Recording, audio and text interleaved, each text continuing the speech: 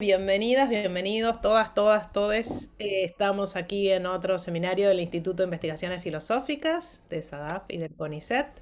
En este caso tenemos con nosotros a Ignacio Gea Quintana, del Center for Mathematical Philosophy en Múnich, que nos va a presentar este trabajo que estamos viendo en pantalla, análisis de datos exploratorios. Así que bienvenido, Nacho, y todo tuyo el espacio. Bueno, muchas gracias por la invitación y por el espacio.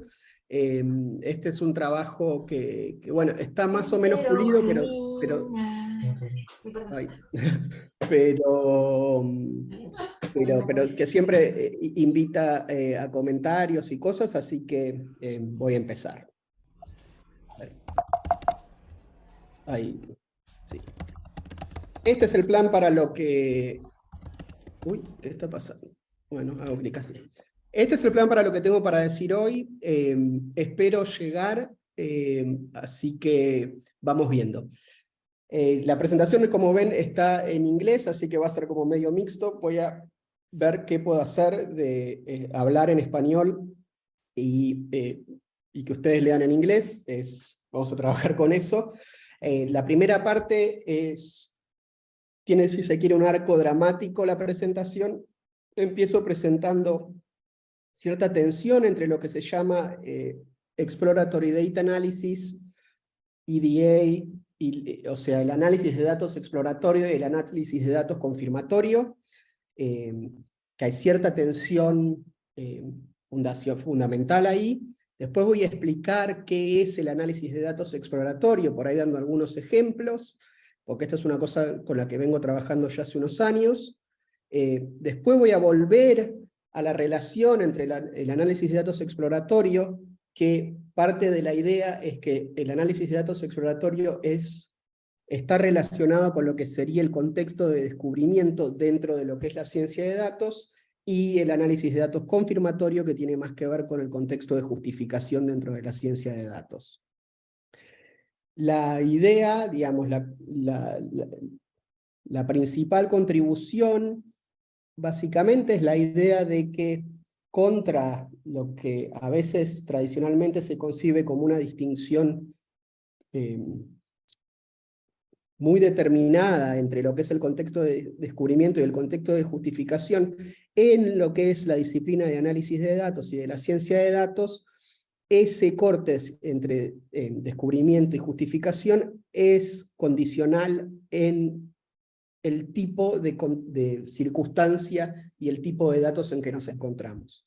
Y la última parte es discutir un poco, es más abierta, cómo efectivamente lo que es el análisis de datos exploratorios se está constituyendo dentro de la ciencia de datos como una práctica que tiene que ver con una heurística o una tecnología para el descubrimiento.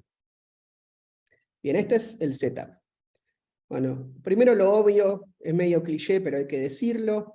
Los últimos años, si no vieron adentro de un pozo, se aumentó, y creo que sí es importante distinguir, la escala, la disponibilidad, el tipo de problemas con que se pueden hacer análisis de datos y la efectividad con la que se pueden hacer análisis de datos. Eso se dio tanto en el contexto comercial, es decir, las compañías, como el contexto de investigación, es decir, las instituciones que hacen investigación, como en el contexto de los gobiernos que hacen gestión, digamos. Una observación, si se quiere, sociológica, es que este crecimiento fue muy rápido y no fue particularmente sistemático.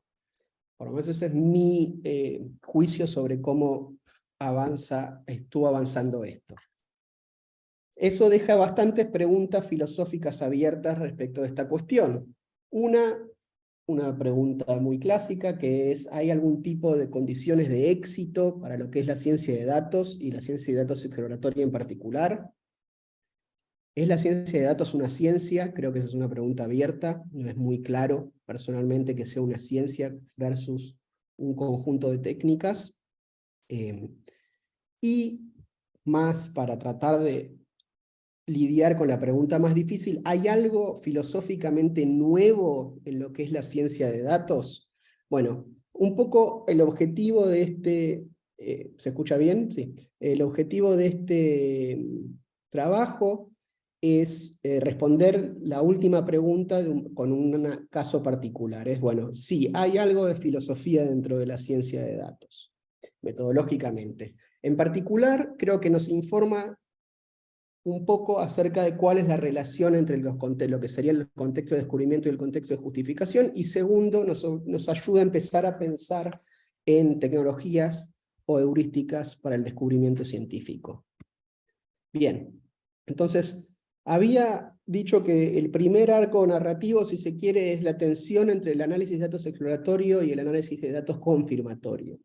El análisis de datos exploratorio el pionero de esto fue John Tukey, que es una persona que hace estadística y algorítmica, tipo muy capaz, que también es uno de los, si se quiere, los padres de la ciencia de datos.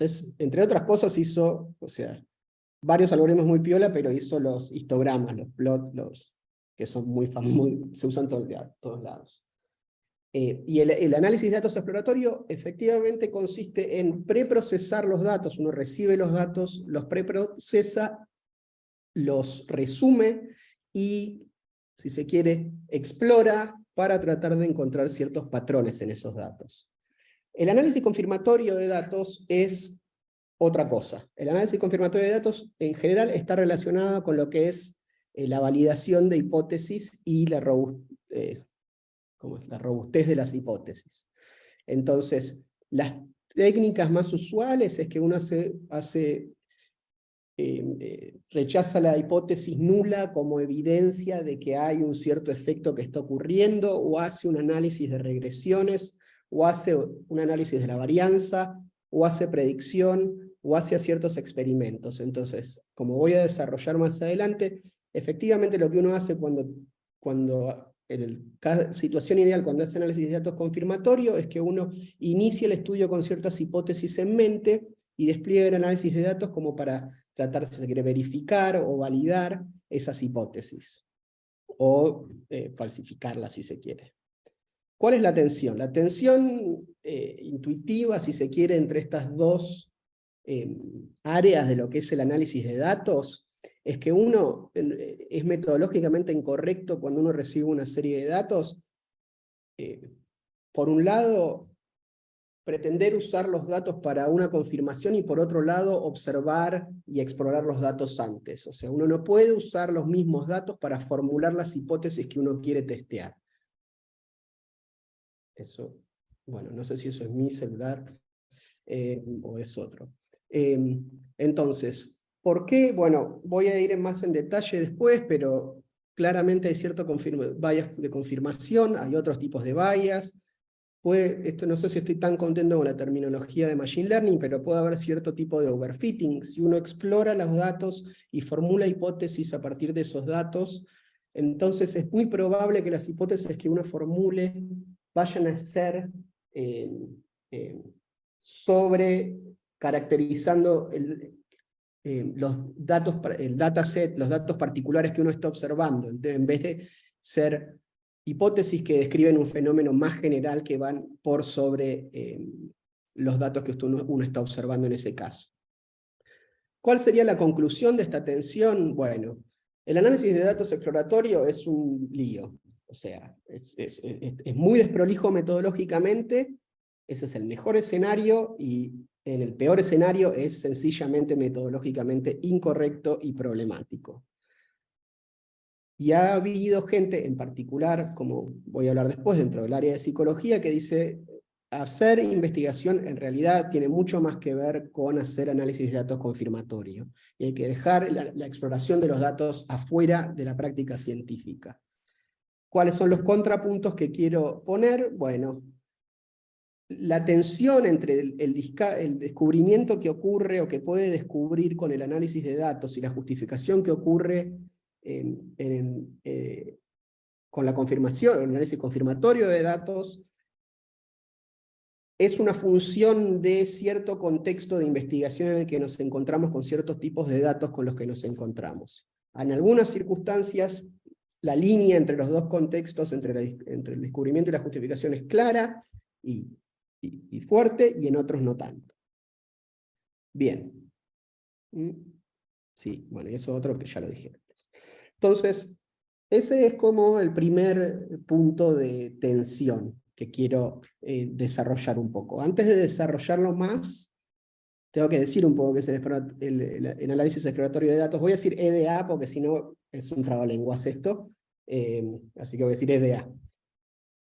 Empecemos hablando un poco de qué es EDA. Bueno, hay un principio regulador fundacional de lo que es la práctica del EDA. Y es esto, que lo voy a leer en inglés porque la traducción online puede ser difícil. It is important to understand what you can do before you can learn to measure how well you seem to have done it. Entonces, ¿cómo articular esta intuición? Bueno, lo que uno hace cuando uno hace EDA es explorar la data para identificar lo que pueden potencialmente ser patrones o hipótesis que después uno va a testear. La intuición acá que tenía Taki y que tienen otros, como voy a mostrar después, es que antes de explorar los datos, antes de hacer algún tipo de observación respecto de las hipótesis que uno puede llegar a testear con los datos que tiene ex ante, no tiene ningún sentido. ¿No? El único modo de testear o de poder evaluar qué hipótesis pueden ser en algún sentido confirmadas o testeadas es hasta después de haber hecho alguna mínima observación respecto de los datos. O sea, para Tukey y I.J. Good, por ejemplo, las decisiones son mejor hechas después de haber hecho cierta exploración fundamental sobre los datos. Entonces, si no lo que el principio nos dice es que si no hacemos cierta exploración básica de los datos, no vamos a tener ninguna idea de cómo cómo va a ser posible en principio medir alguna cosa con esos datos. Bien, un modo de... Porque por ahora si no hicieron, para una persona que no hizo análisis de datos, esto es como muy abstracto. Quiero decir un poquito más qué es el análisis, el EDA. Esta división, esta categorización es un poco bruta, pero creo que es bastante fiel a lo que ocurre cuando uno hace este tipo de cosas. Bueno, la división está entre lo que en rasgos generales se llama el preprocesamiento de los datos y por otro lado es el descubrimiento, la parte de descubrimiento. La parte de preprocesamiento hay mucho espacio para juicios, digamos. No sé cómo traducir judgment calls, pero sí, juicios personales respecto de cómo exactamente hacer las cosas. ¿Qué es la parte de preprocesamiento? Bueno, primero la limpieza de los datos. Cuando uno recibe una base de datos, va a haber un montón de datos que faltan, va a haber un montón de datos que son inútiles, y uno primero tiene que hacer cierta limpieza para poder empezar a trabajar con esos datos. La segunda es lo que llamamos la reestructuración de los datos. Entonces, los datos van a venir con cierta estructura dada. En general, esa estructura es una basura. A menos que estemos en un escenario muy particular, la estructura de lo que nos viene dada los datos va a ser difícil de interpretar, difícil de entender y difícil de usar para cualquier tipo de cosas, ¿no? Uno recibe los datos con cierta estructura, son matrices, son diccionarios, son gráficos, tienen una organización jerárquica, demás. Entonces, para dar un ejemplo de las cosas con las que trabajo yo, si vos me podés dar una matriz, y eso puedo hacer un montón de cosas con esa matriz, pero cuando uno entiende que esa matriz es la representación de una red o de un gráfico, lo que se dice la matriz adyacente de un gráfico, entonces uno ya puede empezar a entender las cosas y usar algoritmos y métodos que son apropiados en particular para esa estructura de datos. Entonces, ¿qué clase de estructura, con qué clase de estructura vamos a trabajar? Es una elección que uno hace cuando está haciendo este análisis exploratorio de preprocesamiento. Y la otra es una cosa, bueno, yo no sé los estándares, pero es lo que se llama reducción de dimensionalidad, que es la idea de que a veces tenemos demasiadas variables, estamos trabajando con un espacio, con los datos que tienen demasiadas variables y tenemos que controlar. Entonces lo que uno hace es algún tipo de abstracción en donde, si se quiere, acumula la información que hay en muchas variables dentro de una variable para poder trabajar con ese contenido acumulado de modo que sea manejable, porque por ahí si hay que trabajar con cientos de variables, el problema se hace intrabajable. Eso tiene que ver con exactamente cuál es la estructura de los datos y cómo vamos a organizarla para que tenga la mayor cantidad de información y podamos usarla. Y lo último es la presentación de los datos. Hay todo un área en ciencia de datos que es visualización. Este es un problema re interesante, se pueden hacer cosas que se ven muy bien y qué sé yo. Creo que el mejor modo de describirlo, creo que fue Good, que tiene que ver con, bueno, encontrar la compresión correcta de los datos que sea fácil cognitivamente. Como somos criaturas muy visuales, entonces mostrar un gráfico es un tipo de compresión muy útil, porque el punto es que el tipo de compresión sea útil para nuestra capacidad cognitiva.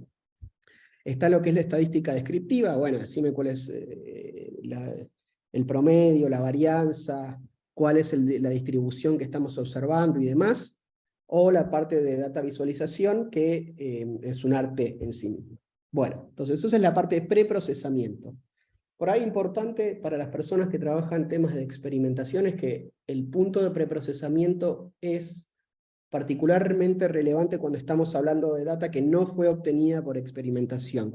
Y esto voy a volver sobre este detalle, porque cuando uno está obteniendo la data como el resultado de cierta experimentación, uno tiene bastante más control sobre todas estas cosas. Bueno, no sobre la presentación, pero sí claro sobre cuán limpia y cuál va a ser la estructura de la data.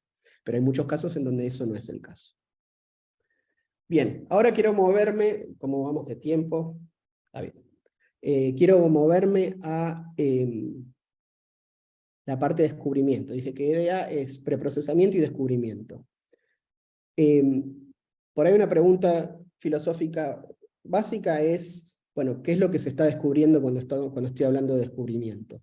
Acá, los filósofos de la ciencia acá en el MCMP me vinieron con palos y me dijeron, no, vos tenés que incluir esta distinción, y me parece que es apropiada, que es que la distinción entre datos, fenómenos y teoría.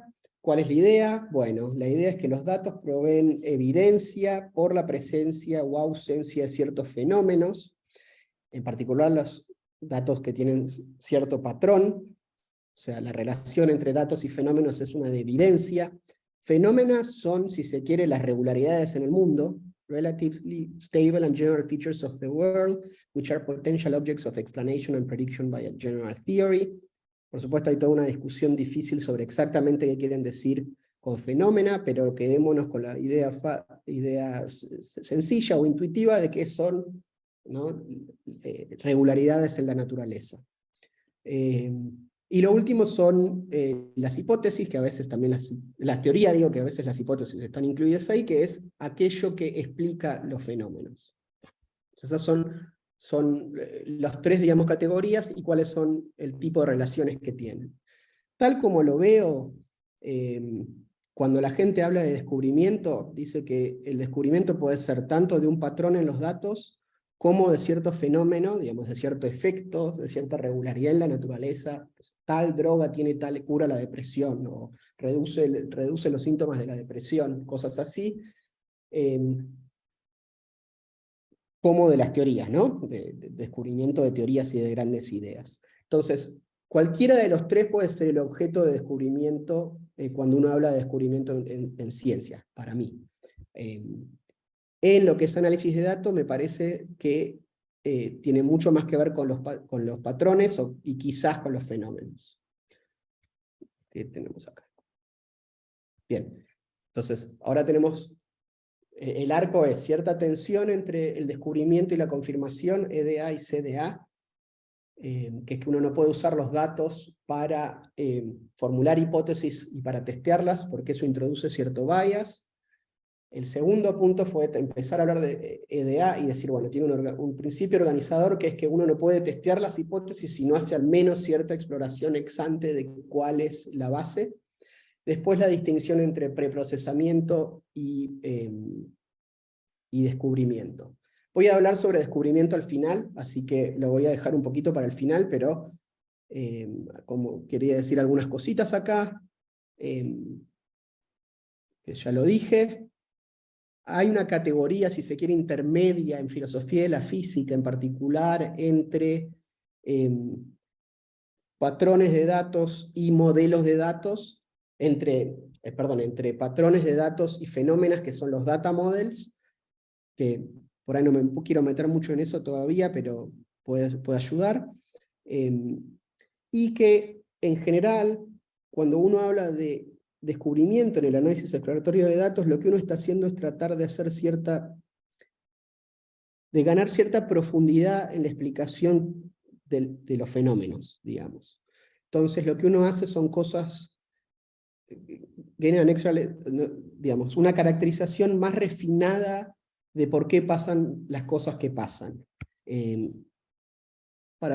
Si alguien lo hizo, esto se hace bastante más claro con lo que se dice residual análisis. Entonces lo que uno hace es, bueno, quiero estudiar cómo ciertas variables están relacionadas, entonces lo que hago es mostrar que estas variables explican la varianza de la variable que quiero explicar en tanto por ciento, y me queda cierto residuo de información que todavía, el resto de la varianza que todavía no expliqué. Bueno, entonces ahí puedo hacer análisis exploratorio para ganar más insight respecto de qué es lo que está pasando. Bien. Entonces, sobre EDA, primero el principio organizador, después la distinción entre preprocesamiento y descubrimiento, y después la metáfora, que es una metáfora que para mí es muy útil, que es de Tukey, que es la idea de que cuando uno hace EDA lo que está haciendo es un trabajo de detective. Cuantitativo, pero de detective. Entonces, ¿por qué? Bueno, porque por un lado es más heurístico y lleno de métodos y dependiente de la tecnología que algo que tenga que ver con una lógica, con esa carga normativa o con una ciencia. Hay una cosa que es expertise, digamos, así como una detective que está investigando, que tiene cierto expertise en un tipo de crimen. Bueno, hay expertise respecto de los tipos de crímenes, del mismo modo hay expertise con el tipo de datos que uno está manejando, ¿no? Entonces eso ayuda con la metáfora. Y lo más importante es que ofrece una imagen de cuál es la relación fundamental entre EDA y CDA, que es que mientras EDA es la detective, el análisis confirmatorio es el juez, ¿no? Es efectivamente lo que uno hace cuando hace el análisis confirmatorio es hacer un juicio respecto de si las hipótesis o los patrones que fueron identificados o que fueron descubiertos efectivamente constituyen fenómenos, efectivamente constituyen regularidades en el mundo. Y creo que esto un poco también refleja el escepticismo histórico que hay en problematizar acerca del valor normativo, si hay algún componente normativo y si hay algún modo de formular, hacer filosofía o hacer lógica respecto del descubrimiento. Esta es una cita de Popper que por ahí refleja una idea anticuada de lo que era el contexto de descubrimiento, pero que sigue siendo relevante, ¿no? Lo que dice la cita es que cómo las ideas se le ocurren a alguien es una pregunta psicológica, no es una pregunta científica o metodológica, ¿no? Es una cuestión de hecho, no hay ningún componente normativo ahí para evaluar, no hay ninguna metodología para relacionar y no hay ninguna justificación, ¿no? Porque es fundamentalmente una cuestión de la psicología empírica. Entonces es un quid facti y no es un quid iuris, que machea muy bien con la metáfora de que el análisis confirmatorio es el juez. Ahí es donde está la carga normativa, si se quiere. Bien, ¿cuál es el problema? Vuelvo a la tensión que guía la presentación. Creo que, bueno, voy a tener que ir un poquito rápido, pero no importa.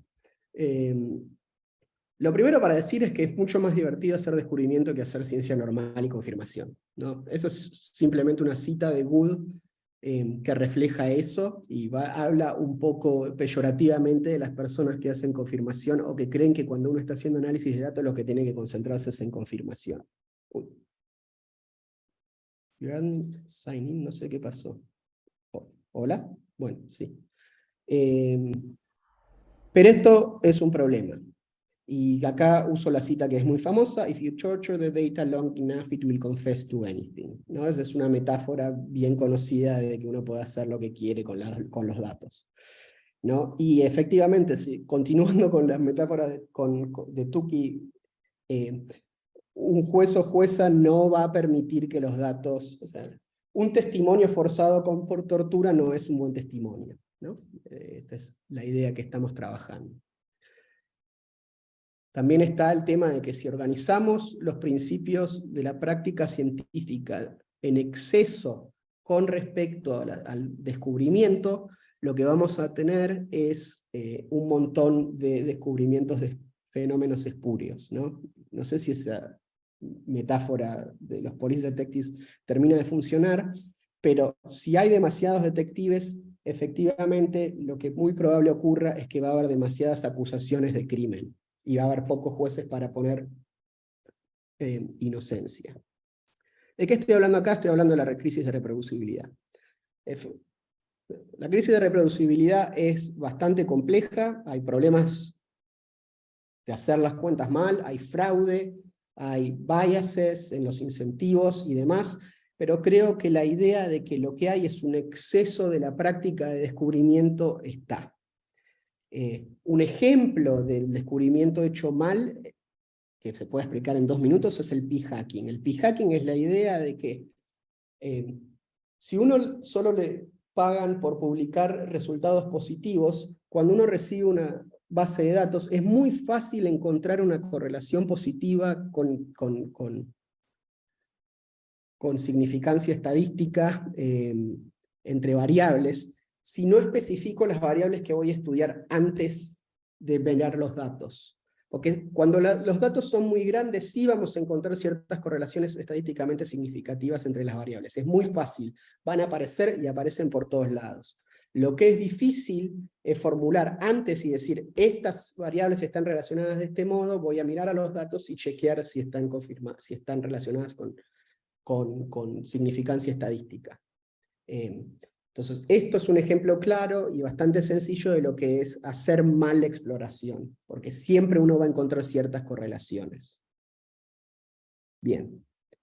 Y después este es un punto de epistemología social, de Clifford, viejo punto, que es que los errores se propagan más rápido que las verdades. Hacer en general, depende de lo que uno hable por inferencia, pero hacer inferencias con premisas falsas lleva a conclusiones falsas. Tenemos mecanismos de transmisión de conocimiento y de errores también, que es el testimonio o los artículos con review. Y además hay una disminución de los estándares epistémicos, ¿no? Hay un cara, lo que Clifford dice, nos volvemos más crédulos. Entonces se bajan los estándares epistémicos, que hace que estos sean una serie de mecanismos que se retroalimentan y que lleven de nuevo a la crisis de reproducibilidad. ¿Cuál es la conclusión de Clifford? No lo puedo traducir online. It is wrong always, everywhere, and for everyone to believe anything upon insufficient evidence. O sea, si dejamos correr un poquito los errores, muy rápido esto escala entre una crisis de desinformación, si se quiere. Entonces, cuando uno enuncia algo, lo tiene que hacer con completa evidencia y no puede faltarnos evidencia. Bueno, un poco creo que ese es el tipo de espíritu de que algunos artículos señalan de que hay que dejar de hacer EDA y hay que hacer solamente CDA, ¿no? Porque lo que hay es un exceso que llevó a cierto tipo de crisis. Bueno, esto lo quiero contrastar un poco con James. Digamos, no voy a decir mucho, pero para James parte de lo que dice, no lo puedo resumir brevemente en menos de un minuto, pero la idea es que hay cierto tipo de cuestiones, qué sé yo, sobre la existencia de Dios, sobre la apuesta de Pascal y demás, en donde efectivamente, si se quiere, es racional, es aceptable creer, aceptar con evidencia insuficiente, ¿no? Pero es condicional en el tipo de problema que tenemos en la mano. Bueno, algo semejante es lo que quiero decir ahora. Entonces, la primera contribución es la idea de que la distinción entre descubrimiento, en particular en el contexto de análisis de datos, entre los contextos de descubrimiento y los contextos de justificación, es una función del tipo de escenarios en que nos encontramos. Lo que voy a hacer ahora entonces es describir distintos tipos de escenarios y mostrar cómo en esos tipos de escenarios la relación entre la confirmación y el descubrimiento varía. El escenario más, digamos, el estándar es el Randomized Control Trials. Uno define una hipótesis ex ante y estudia si el estudio está hecho con el objetivo de confirmar o refutar esta hipótesis. Entonces es driven por esa hipótesis. Se ejerce cierto control sobre confounders, hay control sobre la estructura de los datos, sobre, digamos, el mecanismo de detección o recopilación de datos. Hay quizás lo que se dice en análisis causal un operator de do, o sea, uno puede ejecutar cierto control como para, digamos, una acción de bloquear ciertas variables, de modo que eso le permite hacer un análisis causal. Está dirigida a confirmación y robustez. Hay un montón de teoría y expertise sobre la cual construir. Sin embargo, creo que mi argumento, digamos, ciertamente en este tipo de escenarios el espacio para el análisis de datos exploratorio es mínimo, pero creo que es existente. Quizás hay que hacer un poquito de preprocesamiento. En general, pueden quedar residuales o outliers, que pueden ser el objeto de estudio exploratorio para el identificamiento de patrones, y desde ya, una vez que uno publique el artículo y todo anduvo bien, uno puede seguir mirando la data y haciendo algún tipo de exploración para ver si descubre más patrones y formula más hipótesis. Entonces, hay espacio para EDA, pero es muy angosto. Otro tipo de escenario, los experimentos exploratorios. ¿Cuál es el experimento exploratorio tipo? Como ejemplo, Transcranial Magnetic Stimulation. La idea de este tipo de escenarios es que uno hace ciertos supuestos sobre la estructura causal del objeto de estudio y sobre las herramientas que uno está usando. Entonces, efectivamente, lo que uno hace es, bueno, si aprieto esta parte del cerebro, ¿cuál es el outcome? Si aprieto esta otra parte del cerebro, ¿cuál es, o estimulo esta parte del cerebro, ¿cuál es el outcome? Y si estimulo esta otra, ¿cuál es el otro outcome?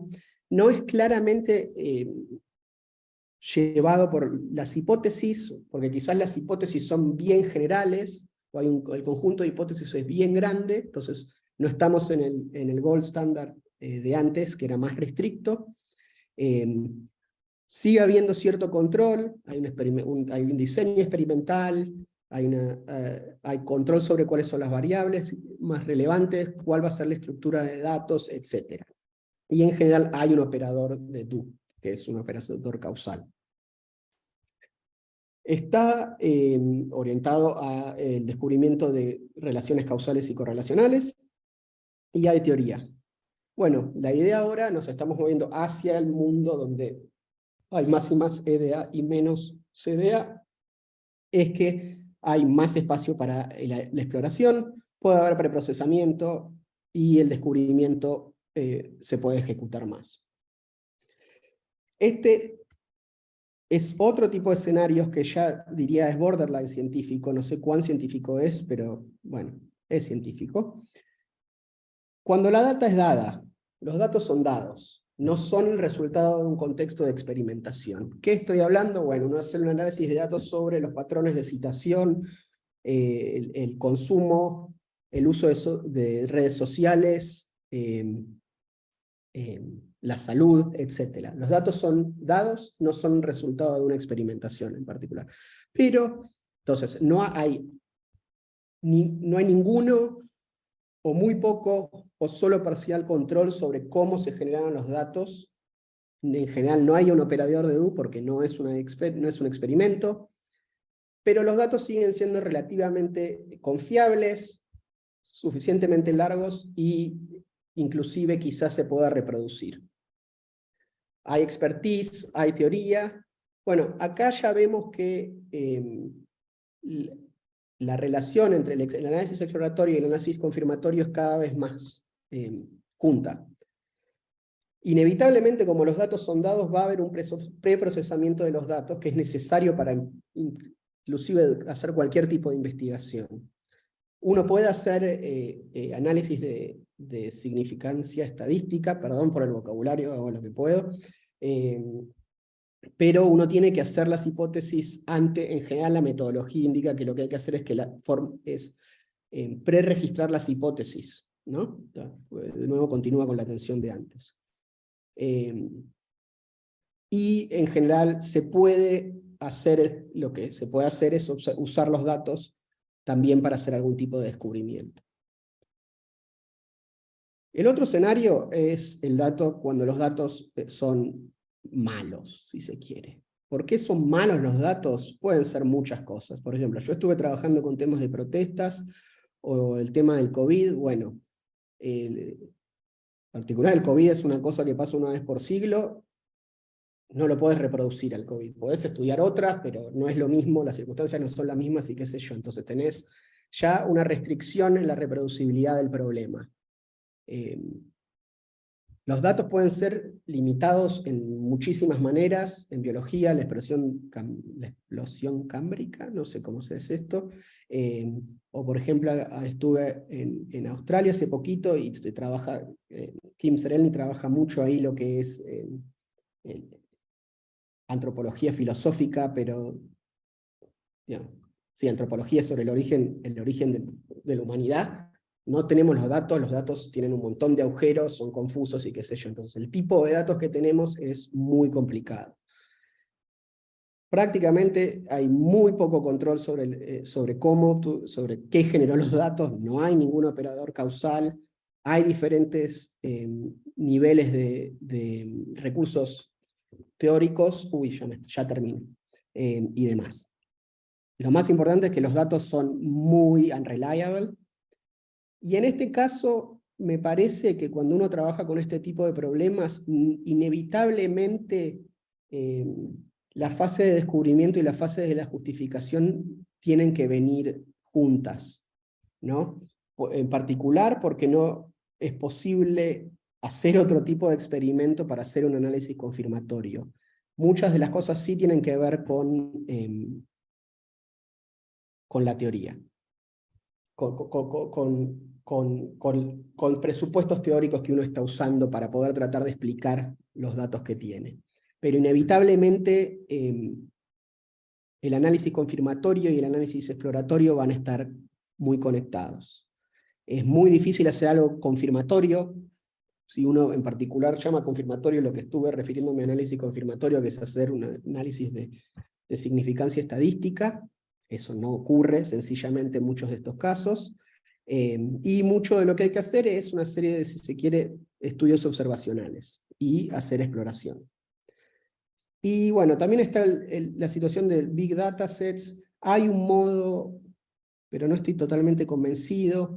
La idea es que uno puede, cuando tiene Big Data Sets, hacer tanto exploración como confirmación, sencillamente usando la idea típica de Machine Learning, que es, bueno, tengo una base de datos bien grande, agarro el 20% al azar, hago exploración con eso y hago confirmación con lo otro, ¿no? Como si fuese el training y testing del Machine Learning. Yo creo que acá hay problemas, pero bueno, he tenido pushback en ese sentido porque aparentemente lo hacen mucho en física, pero en situaciones experimentales. Puedo hablar más de eso más tarde.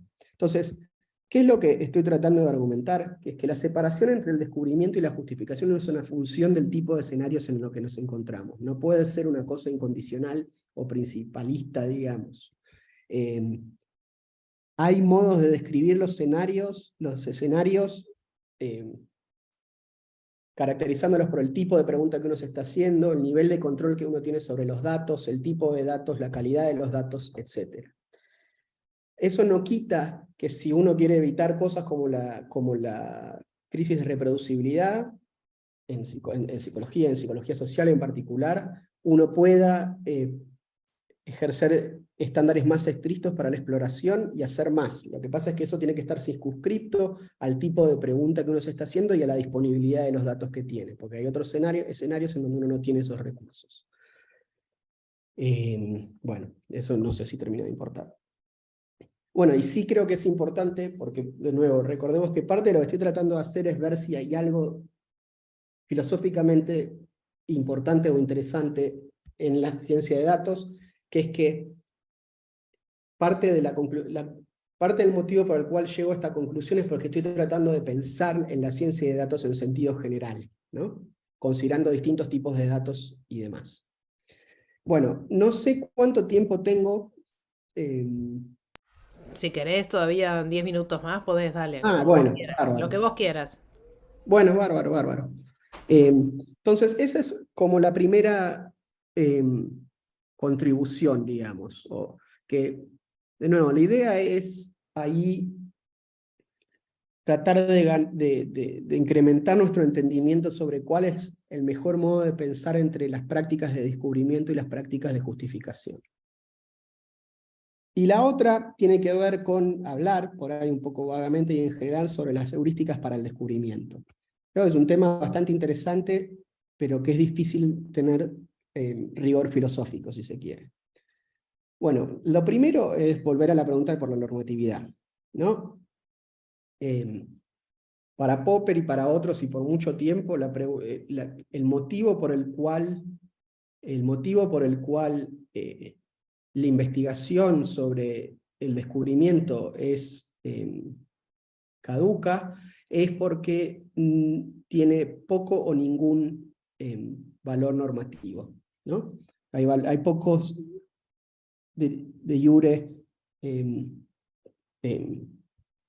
cuestiones.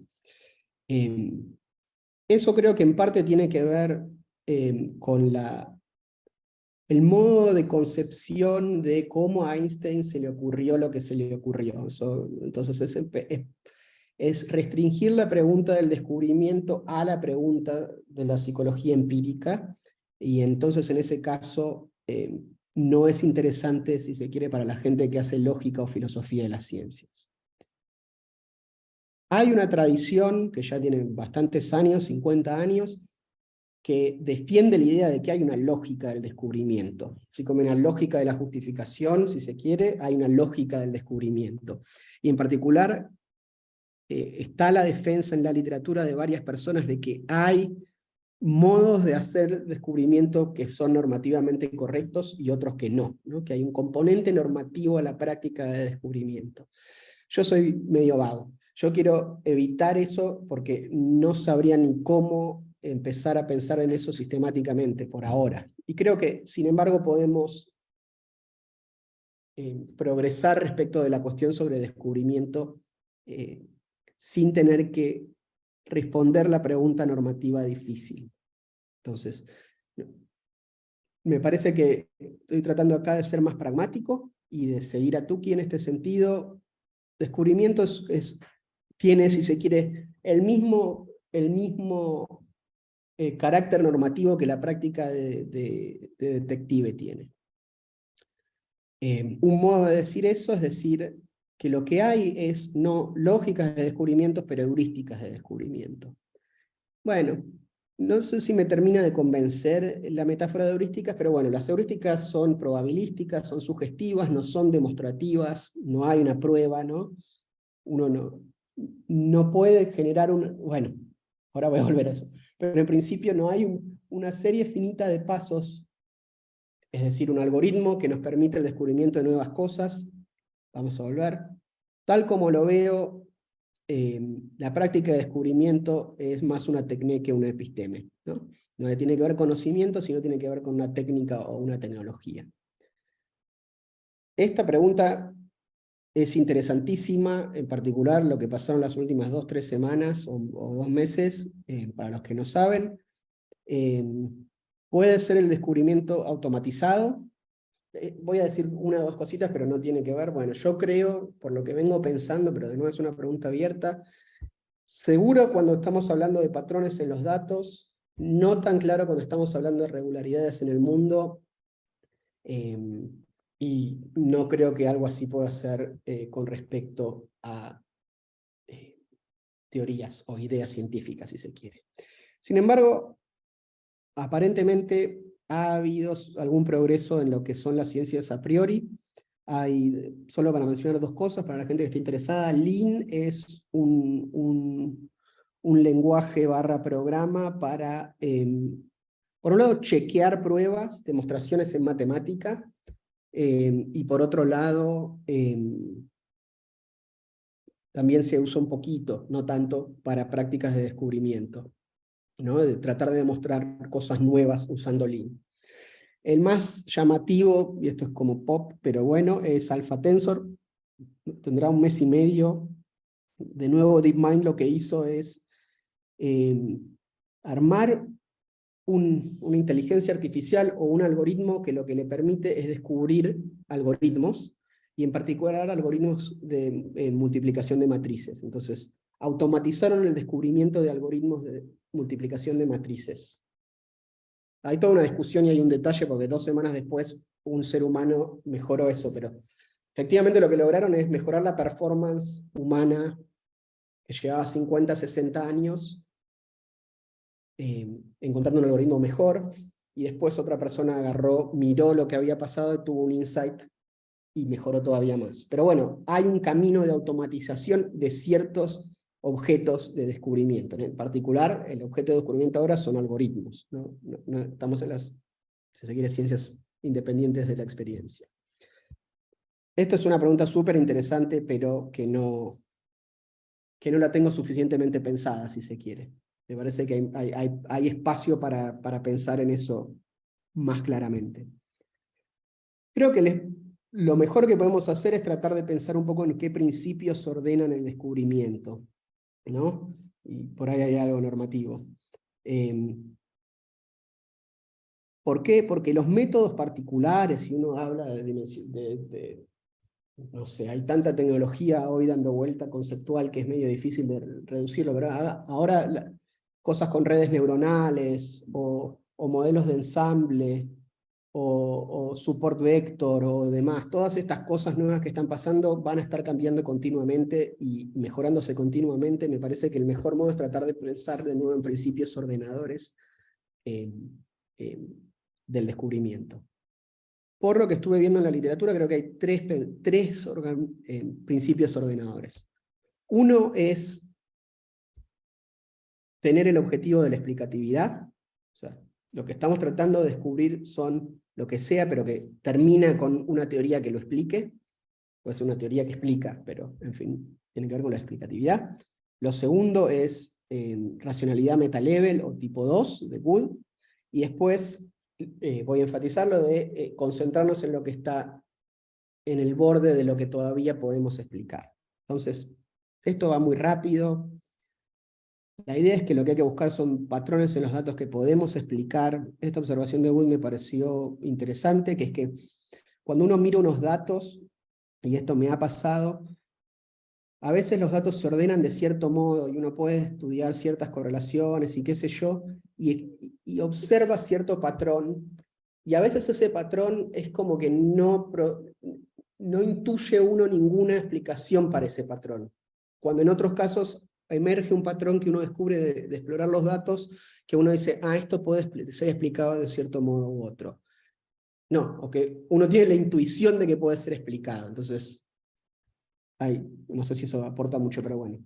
Estamos siempre trabajando con teorías y supuestos en el trasfondo, y si se quiere acá, cuando empecé a pensar en estos temas, en realidad yo pensé en encararlos desde lo que es la epistemología fundamentista de Hack, digamos, y usar la metáfora de resolver un crucigrama en vez de la metáfora de detective, pero creo que las dos van juntas, ¿no?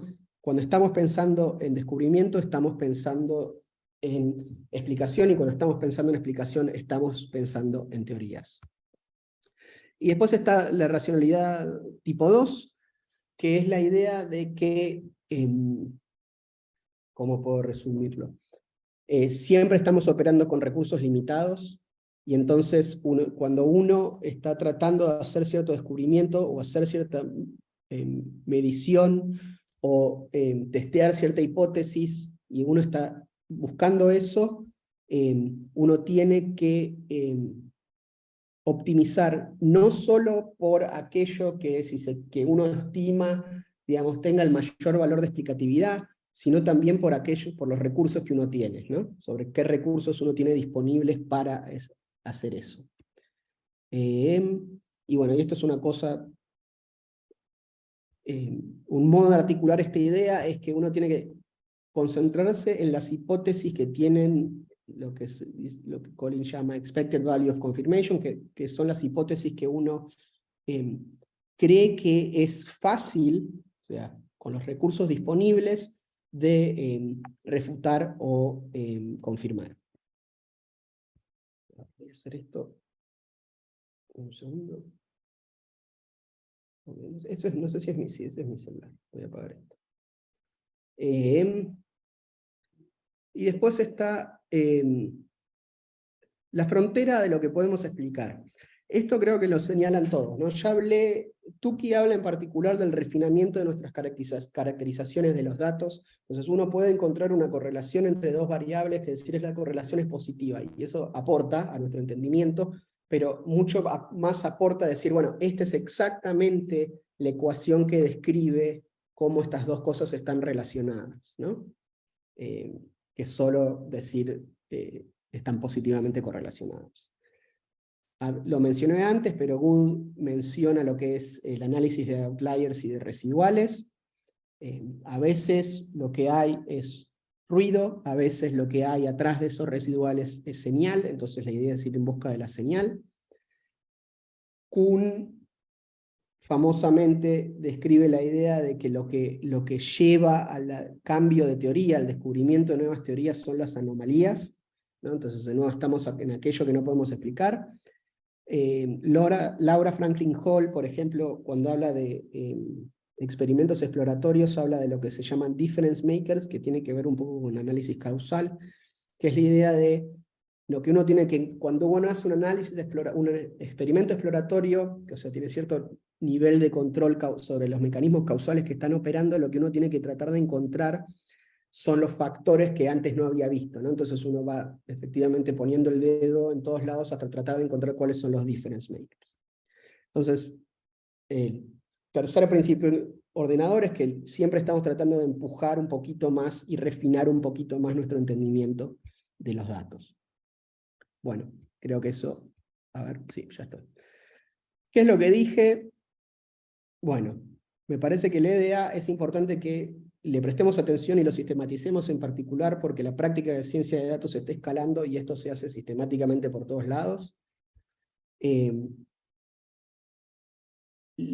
La frontera entre lo que son el EDA y lo que es CDA es una función del tipo de escenario en donde nos encontramos, eso es parte de lo que dije. Nos guste o no nos guste, efectivamente el análisis de datos exploratorio es una práctica de descubrimiento que se hace cuando la gente practica la ciencia de datos en todos los rubros en los que lo practica. Entonces, tiene un poco que ver con el descubrimiento y por eso es parte del motivo por el cual merece chequeo. Y creo que el mejor modo de pensar es salir respecto del análisis de datos y en particular del descubrimiento es corrernos de la pregunta normativa un poco, tratar de evitarla y tratar de concentrarnos en la pregunta tecnológica sobre el descubrimiento. Cuando nos concentramos en eso, cuando digo la pregunta tecnológica, no quiero decir que nos preguntemos sobre esta o la otra técnica en particular, sino lo que digo es que hay ciertos principios que pueden regular las técnicas de descubrimiento, que en el fondo lo que estamos apuntando es algo que tenga que ver con explicación, que tenemos que tener racionalidad de metaleve en el sentido de considerar los recursos que tenemos, y por último esto de que nos tenemos que concentrar en aquello que está en el límite de lo que todavía no explicamos. Y gracias. Ya. Bueno, nada, entonces, si quieren, podemos, si Nacho todavía nos aguanta un ratito, podemos abrir un espacio para preguntas o comentarios. No sé si alguien, ahí Fede levantó la mano. Sí, está muy bueno. Quería hacer una pregunta, no sé si sobre situaciones reales, pero tu tesis es que EDA y CDA están más mezclados, cuanto más alejado del gold standard, que era Randomized Control Trials, estés.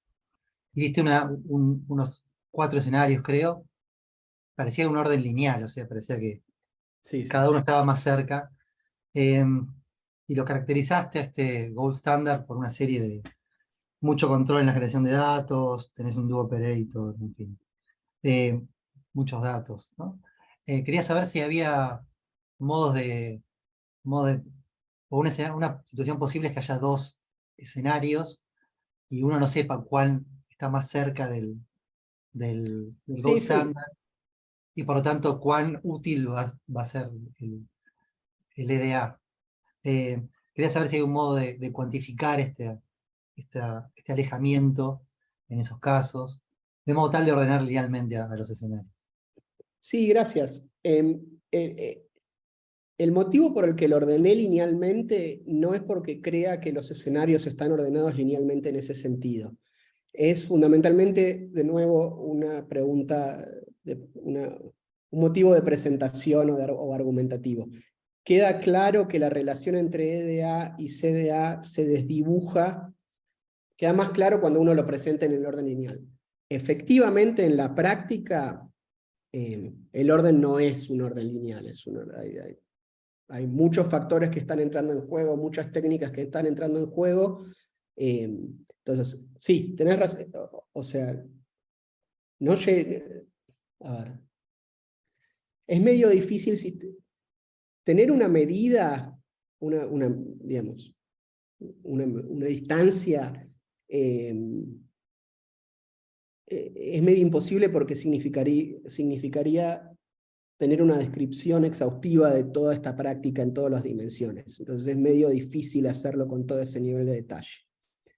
Sí, se preserva la idea de que hay situaciones en donde el espacio para la exploración es menor y hay espacio para la exploración es mayor. Por ahí queda como una tarea para hacer, tratar de refinar un poco más esto. Por ahora el objetivo, y tenés razón, no, por ahí no, o sea, efectivamente la práctica no es lineal y es medio difícil de encontrar de conceptualizar una idea de distancia bien clara. De momento era para ilustrar cómo se desdibujan las relaciones entre descubrimiento y justificación. Era un recurso retórico. Sí es cierto que hay prácticas en donde se puede distinguir mucho más que en otras, pero no creo que el orden sea lineal en donde, digamos, el escenario esté así. O haber otra estructura que lo describe mejor. Sí. Si no, no, o sea, todo esto es meramente ¿Sí? especulativo, lo mío, digo. Pero si hubiera dos escenarios igual, el orden no fuera lineal y hubiera dos escenarios igualmente alejados del gold standard, eh, quizás el EDA fuera más útil en uno que en el otro, entonces habría algún otro factor que meramente el alejamiento del gold standard que, que contribuyera a que EDA fuera más importante. Pero, insisto, es Ah, meramente una pregunta. sí, no, bueno, claro, por ahí está bien. Sí, eh, es muy difícil o sea, porque es una práctica muy usada, es muy difícil de decir que voy a poder ser exhaustivo respecto de todo lo que ocurre. Sí voy a decir algo que por ahí confunde. Cuando digo gold standard, eh, no, no dije gold standard con respecto a mi charla el parámetro del caso sin EDA, digamos. El gold standard es, si se quiere, en la práctica científica, en muchas áreas de la ciencia, lo que se dice como Vos querés probar una droga, hace un randomized control trial. Vos querés probar esta otra cosa, hace un randomized. O sea, es el estándar de la práctica científica que es hacer eso. No en el sentido de que represente tan fuertemente en lo que yo estoy haciendo acá un punto de referencia fijo, digamos. Es el gold standard científico, digamos. No sé si eso ayuda, pero bueno. Sí. Sí, perfecto. Gracias. Eleonora. Gracias, Nacho, muy bueno. Una pregunta para ver si entendí bien, aclaratoria primero. O sea, la idea sería que depende de los contextos, esta separación entre CDA y EDA es más o menos clara. Pero eso, ¿no? Algo así, pero eso no nos dice nada sobre la cuestión normativa. No sé, porque alguien podría decir justamente en los casos más confusos, está mal no seguir con este proyecto o algo así, o sea, o pensar que uno puede usar estos datos para, no para tener hipótesis confirmadas, que en el fondo uno quiere eso, ¿no? Porque correlaciones uno encuentra en cualquier lado, en fin. No digo, por eso es que vos finalmente bajás la cuestión normativa, ¿no? Porque digo, eso es un tema de hecho hay contextos en los que están inevitablemente mezclados, lo cual no nos dice nada sobre el tema normativo. Esa era una pregunta como para estar más segura si era eso lo que vos pensabas. Y después no sé si querés decir algo sobre los modelos de datos, porque eso me intrigó. En algún momento dijiste que ¿no? podía funcionar como un intermedio entre los patrones, ¿no? Los patrones y los fenómenos. Creo que esa es la terminología, si no lo entendí mal. Y no terminé de entender si eso es algo que se descubre también, porque a mí yo siempre los pensé como, digamos, ahí hay construcción humana ex ante. Entonces me pareció un poco raro verlos como algo que podría emerger de la misma manera que emerge un patrón, pero no sé. Sí. Todo tuyo. Bueno, respecto de la primera, siempre, sí, en la dialéctica creo que tenés razón. En la dialéctica uno puede decir, una persona con estándares más estrictos puede decir, mirá, en los casos en donde la data es intrínsecamente basura o intrínsecamente problemática, no hay espacio para la práctica científica o algo por el estilo. Creo que esa siempre es una opción, ¿no? Renunciar a la idea de que lo que uno está haciendo cuando uno tiene fuentes de datos malas es ciencia. Bueno, creo que eso primero tiene algo de sentido, no es que es una idea completamente, desquiciada, fuera de lugar. Lo segundo es que, aunque por más de que ese argumento a priori, si se quiere, tenga cierto peso, en la práctica, si uno quiere hacer cosmología, uno hace lo que puede, y de repente hay un fenómeno cosmológico con una galaxia que ocurre una vez, ya está, o sea, no. En la práctica, entonces, hay áreas de la ciencia en donde trabajan con esto. Tienen otros estándares, usan otras metodologías, por ejemplo en antropología, una discusión metodológica en antropología es cuánto podemos extrapolar de la observación de, digamos, qué sé yo, comunidades aborígenes o demás, en ciertas comunidades y demás, a lo que fueron las prácticas sociales y culturales del pasado, ¿no? Porque en principio, que ahora haya una tribu que haga cierta cosa no quiere decir que en el Neolítico hayamos hecho nosotros. Entonces, hay un montón, el punto de lo que estoy diciendo es que hay en la práctica científica un montón de metodologías, por ejemplo una de analogía como la que estoy describiendo, que se usan para tratar de lidiar con el problema de que uno no puede hacer un experimento, efectivamente. Entonces, en principio el argumento de que no hay ciencia cuando los datos son malos parece razonable, pero en la práctica, por ahí es hubris humana. En la práctica queremos tener entendimiento sobre las cosas de las cuales aún no tenemos tan buenos datos. Esa es la respuesta al otro. Creo que no resuelve la pregunta normativa. Efectivamente, porque querés ver, me pasó con COVID, estaba COVID, quería estudiar desinformación online sobre COVID, bueno, tenés COVID, ¿cuándo va a ocurrir COVID? Una vez cada 100 años, ojalá nunca más, pero etcétera, ¿no? Tenés que lidiar con eso, no hay modo. Y querés hacer algo que más o menos tenga cierto estatus epistémico. Con lo de data models no terminé, en realidad ahí me agarraste porque no hice toda la tarea. Lo de data models no es exactamente la discusión de models en ciencia. Lo de data models, por tal como lo vengo leyendo, es algo que ocurre en física experimental, en donde es como un concepto de física experimental en donde efectivamente tienen un montón de datos que los generan por estos experimentos de observación de partículas subatómicas, ¿no? Estas cosas súper complicadas de las que no entiendo, y que, si se quiere, para ponerlo rápidamente, el preprocesamiento y el EDA es tan fuerte, para poder tener algún tipo de trabajo con eso, que lo que hacen es generar ciertos modelos, digamos, los datos vienen con mucha estructura, resultado del EDA, y la teoría es confrontada con los data models, no con los datos, porque los datos ya, digamos, directamente usan este concepto de data model como que efectivamente es haberle hecho un montón de preprocesamiento a los datos, como lo que relaciona la teoría con los datos. Pero por lo que vengo observando es particular de la física experimental. Es resultado de haber presentado esto con físicos o con gente que hace filosofía de la física que me dijo, mirá, esto se está haciendo en física, y miré un poquito. Pero sí creo que lo mencioné porque parte del punto es que cuando uno tiene tantos datos y tan complejos y de tanta estructura, para poder hacer algo como confirmación o algo así, la comunidad misma genera algo estructurado, que son los modelos de datos.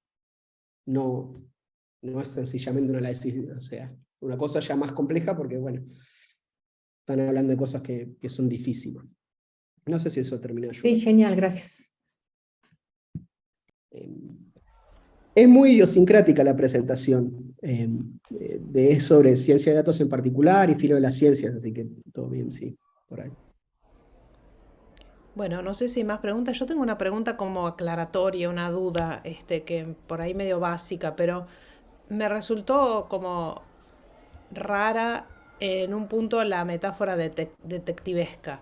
No sé si es porque sé poco de lo que hacen los detectives o sé poco de lo que hacen los científicos o ambas, pero por esta distinción entre fenómenos, datos y teorías, ¿no? Como yo lo pienso, imagino, el detective, o sea, la relación entre fenómenos y datos, vos dijiste que era de evidencia, ¿no? Entonces yo pienso que un detective recoge evidencias que son básicamente efectos causales de los fenómenos. Por ejemplo, la huella que se dejó, la huella dactilar, no sé. Estoy pensando en ese tipo de cosas. Sin embargo, los datos yo los tenía más bien pensados como representaciones de los fenómenos, no como efectos causales de los fenómenos.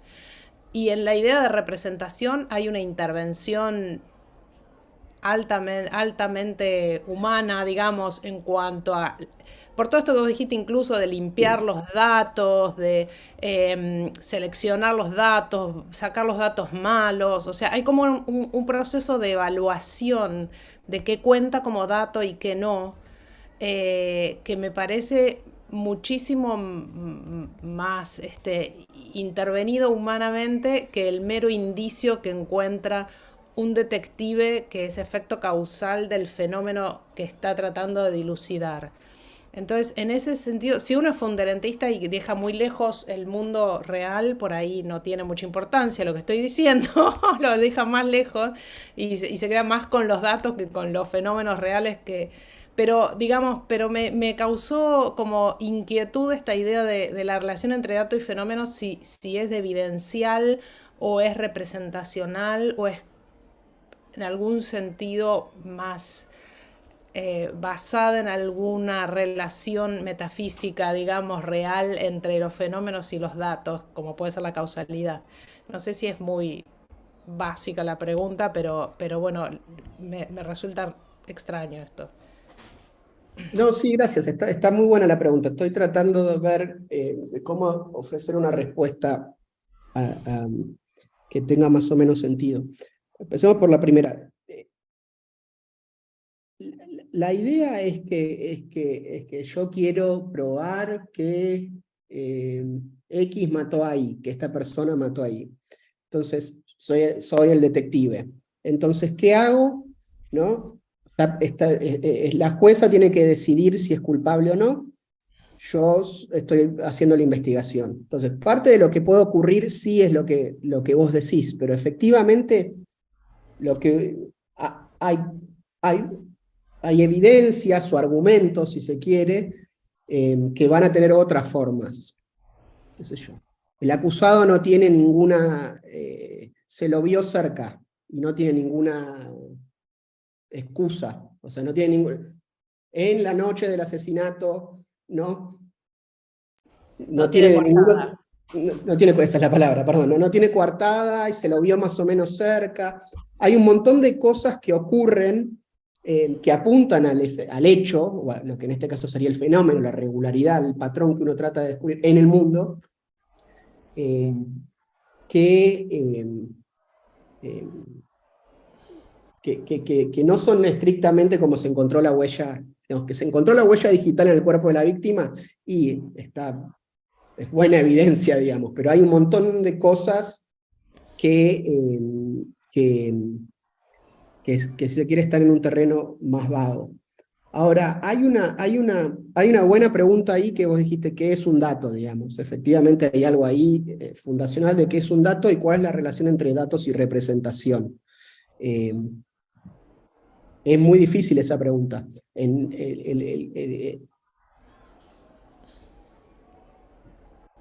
A ver, en la práctica lo que ocurre, por lo menos lo que yo observo, es que uno tiene cierta, como describí en los casos particulares, o recibís un montón de datos, que son lo que te da Twitter, lo que te da el Buró de Trabajo de Estados Unidos, o lo que te da la Organización Mundial de Salud, y a eso le decís datos, ¿no? Entonces, podemos tener la conversación sobre el análisis de datos, sobre la base de que es una práctica de cosas que se hacen sin tener que ir tanto a la pregunta de fondo. Dada la pregunta de fondo, sí hay una pregunta difícil sobre representación en muchos sentidos. Una es lo que vos dijiste, que es un dato, y otra que es toda la parte de preprocesamiento, efectivamente tiene que ver con encontrar la representación correcta, encontrar la forma de la representación correcta, que es, que es, que es eso. Un modo de caracterizar esto que escuché es decir por ejemplo, volvamos al caso de los data models. Efectivamente lo que termina pasando con esto, de nuevo con la práctica exploratoria, es que se llama dato a todo el proceso que va desde la fuente hasta lo que uno usa para hacer el estudio. Y todo eso es un proceso de generación de datos. Pero la definición como instrumental es lo que te da el mecanismo de medición, que puede ser el sensor, que puede ser Twitter, o puede ser el INADIL, o lo que sea, el organismo, no importa, pero eso es el dato. Pero efectivamente, parte de lo que está ocurriendo en la práctica, por eso creo que es interesante e importante la práctica de la parte de preprocesamiento en particular, es que la tarea ahí es encontrar la representación apropiada. Y ahí es eso. Sí. No sé si terminé de responder. No puedo responder la pregunta. Por ahí, hay un tema de representación que es fundamental, que es muy difícil de responder. Dos, aunque no respondamos a esa pregunta, igual hay como definiciones operativas, y hay una práctica, y hay algo. Pero sí, la pregunta difícil es ¿qué es un dato? ¿No? es dado, no es dado, etc. Pero corriéndonos de eso, hay una práctica en donde se usan los datos de cierto modo u otro. No sé si eso termina de resolverlo. Gracias. Yo hice la pregunta, además dejando tiempo a ver si alguien más quería hacer alguna otra pregunta, pero sigo sin ver más. Y levantó Fede la mano. Bueno, Fede. Sí, una pregunta sobre un asunto muy marginal del que hablaste, la crisis de reproducibilidad. Sí. Yo no sé si es un hecho, por ahí es un hecho y no meramente una hipótesis, pero no alcanzo a ver por qué la falsedad se va a propagar más que la verdad, si son meramente dos tipos de información diferentes. Eh, no, digo, Bueno, uno efectivamente puede cometer, no sé, partir de la verdad y cometer errores al inferir y llegar a una falsedad, pero uno puede también cometer errores al inferir y llegar a verdades a partir de falsedades. No entiendo por qué, cuál es el elemento distintivo de la falsedad que haga que se expanda más rápido que la verdad. no es o sea, primero no es mi argumento, es el argumento de Clifford, tendría que recordarlo bien,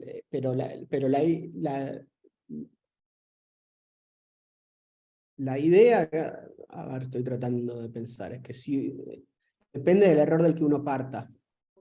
Entonces,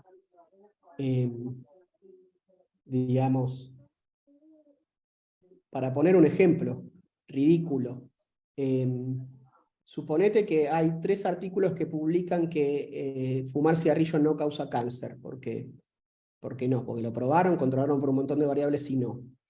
Y entonces vos estás estudiando el cáncer de pulmón y estás basándote en la literatura. Entonces, sencillamente, por esto, por estos motivos, digamos, decís, voy a dejar de lado la hipótesis de que son fumadores. Entonces, directamente no controlás por la variable de si fuman o no fuman. Y empezás a hacer un estudio que te lleva a conclusiones sobre las causas del cáncer de pulmón y qué sé yo, sobre un olvido, una premisa que fue financiada por las tabacaleras, ¿no? Pero para dar un ejemplo, es un ejemplo que acabo de pensar. A ver, si se quiere, una intuición respecto de la idea de que inferencias no tienen que ser necesariamente lógicas, no pueden ser estadísticas y qué sé yo, y no lo puedo terminar de justificar, por ahí vale la pena, de que inferencias basadas en presupuestos o premisas falsos es más probable que lleven a conclusiones falsas. Esa es, si se quiere, la fuerza argumentativa, por este tipo de ejemplos que estoy mencionando. Ni que hablar si miramos redes sociales, ¿no? Pero ahora estamos en contexto científico. Por ahí a ver, mi punto no era tratar de argumentar por eso ahora, mi punto era tratar de señalar una preocupación muy vieja dentro de la epistemología social y que se manifiesta también en la práctica científica, que es esto de hay que levantar los estándares. Sí, está bien. O sea, el punto no es que, me parece que se propaga más rápido que la verdad, sino realmente que cualquier información se propaga mucho, y si partir de falsedades puede provocar un desastre. Pero no es que se propaga más y más rápido que la verdad. Bueno, sí, a ver, tengo que pensar. O sea, igual para concluir lo que me parece que querías concluir, que que el rol del juez es importante, alcanza con eso. Sí, es verdad, sí. Nada, voy a pensarlo más lo que me estás diciendo, por ahí tener más claro, porque de hecho estoy convencido, pero no tengo un argumento, entonces ese es el problema. Pero Una entonces lo tengo que pensar intuición, más. una intuición no podría ser que hay muchas maneras de estar equivocado y muy pocas de acertar, digamos. Pero no, Bien. no sé si es eso a lo que va Clifford. Pero, digamos, en ese Si sentido es si más fácil. sí. Si puedo comentar algo muy cortito, Miguel, gracias Ignacio por la charla. Miguel aquí, no sé si se me ve, pero quizás se me Sí, escucha. sí. Es que todo proceso de difusión de información necesita agentes que difundan esta información. Entonces, quizás a lo que se refiere esa afirmación es que claramente el error tiene que ver con los intereses de esos agentes que están difundiendo esa información. Estoy siendo muy vago, pero yo creo que al escucharte, a mí me saltó lo mismo, exactamente la misma idea de Federico, porque uno puede decir un error totalmente distinto a lo que los agentes están interesados en difundir, y ese error no se va a propagar en absoluto. Con ejemplos que van en el sentido opuesto, digamos, uno puede enseguida probar que esa afirmación no es válida para todo el set de posibilidades de errores que uno quiera tener. Pero sí, uno elige un set de posibilidades de error que es cercano a los intereses de la difusión que quieran hacer esos agentes, ahí la información se va a propagar mucho más rápido. Sí, sí. Creo que va por ahí. Hay como sobre, digamos, la cuestión de desinformación y cómo los errores se propagan en una red. Sí, tenés razón. Yo estaba haciendo cierta idealización, cierta, pero no completa, en ese pequeño ejemplo, porque la pregunta es obviamente larga y compleja. Claramente, si tenés gente tratando de hacer, qué sé yo, propaganda o algo, digamos, si hay gente, puede ser que haya gentes que estén deliberadamente sí. haciendo eso. El punto de Clifford era que aún gente que está, que es, digamos, epistémicamente honesta, en el sentido de que está buscando la verdad, sí lo que termina ocurriendo con la presencia de muchos errores y la aceptación de muchos errores es que los estándares epistémicos se van degenerando, se van bajando. Sí, entonces hay más aceptación de errores y más difusión de errores. Quizás Pero mi sí, comentario tiene una cuestión muy como dirigida a fake news y compañía, pero no me estaba refiriendo solo a eso, me estaba refiriendo al caso más general, incluso de teorías científicas, donde obviamente vos podés hacer algo que es completamente erróneo y no se va a difundir más rápido. Ese es el punto. O sea, en esa afirmación hay algo que sí, del set de estamos absolutamente de posibilidades, acuerdo. claro, del set de posibilidades vos tomás algo totalmente erróneo y no se va a difundir. Por eso digo que esa afirmación tiene sus posibilidades de crítica, nada más. Sí, no, estamos de acuerdo. Mucho tiene que ver qué incentivos tienen los agentes que están jugando en esta red, digamos. Y parte de lo que lleva, y ahí te escucho, Eduardo, parte de lo que lleva a la crisis de reproducibilidad es que mucha gente quería, digamos, efectivamente tenía un incentivo para construir sobre fenómenos espurios, sobre cosas que no eran, de hecho, fenómenos. Sí, estamos de acuerdo. No sé si Diana dirige o le... Sí, no hay problema, pero ya, Eduardo, adelante. Sí, está todo bien. Gracias, Diana. Gracias, Nacho. No intentaré interpretar a Clifford y decir cuál es la idea ahí, pero pensaba dos cosas. Sobre lo que decía Miguel, lo de los intereses pasa también con descripciones verdaderas del mundo. O sea, vuelve a suceder lo que decía Fede, que sea verdadero o falso no cambia nada. Si hay intereses por difundir algo, una teoría adecuada o algo verdadero, va a difundirse igual de rápido que una teoría falsa. Lo que se me ocurría, no sé si sirva, es que lo que puede pasar con falsedades o cuando se acumulan varios errores, puede ser que haya una consecuencia secundaria, que es que se simplifica el discurso. Y algo que es más simple puede que sí se difunda mucho más rápido. O sea, algo muy común de fake news y demás no solo es que encajan con una expectativa o con intereses, sino que son explicaciones muy sencillas. Todas las teorías conspirativas son muy sencillas. Es mucho más fácil representarlas, divulgarlas y entenderlas, y eso sí puede ser una diferencia. Seguramente se puede presentar de manera sencilla una teoría científica, esa es la tarea de la divulgación, por ejemplo. Pero eso me parece que sí sería una propiedad que va más a la pregunta que te hacía Fede, algo que distinguiría entre tipos de discurso o tipos de representación cada vez que uno se propague más rápido que el otro. Sí, estoy, o sea, Me parece válido el punto de la simplicidad del mensaje, si se quiere, que eso va a contribuir a que se propague más rápido o menos rápido. Y que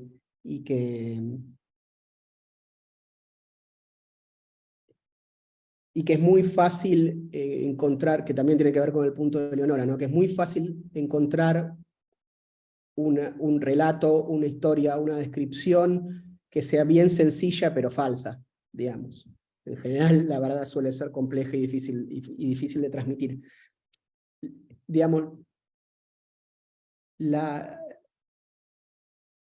sí, no, es medio difícil terminar esa discusión, estoy de acuerdo con todo lo que están diciendo. El punto en esta presentación no era de desinformación en general, o de redes sociales en general, era sobre tratar de identificar y hacer un poquito, si se quiere, de historia de la epistemología. También un poco es decir a los filósofos de la ciencia que miren epistemología social y decir, este problema es un problema bien viejo, tiene más de 100 años, y que puede ser articulado de distintos modos. Por ahí el modo en que Clifford lo presentó es muy idealizado, digamos. Lo que estamos observando es el principio de una conversación, si se quiere. Lo que estamos observando ahora con las redes sociales o con la escala de la comunicación, digamos, con el nivel, sí, la escala de comunicación que tenemos, es más complejo que lo que decía Clifford. Pero sí, efectivamente, yo estaba operando con ciertas idealizaciones en donde los agentes son honestos y no tienen tanto bias, donde los agentes pueden comunicar mensajes de cualquier complejidad, etc. Si uno empieza a hacer como tratar de identificar qué es lo que lleva al fenómeno en más detalle, puede mencionar esas consideraciones, digamos. No sé si eso ayuda. Pero bueno, sí. Sí, efectivamente, el bias y la simplicidad ayudan al problema. No ayudan, hacen el problema peor. Gracias.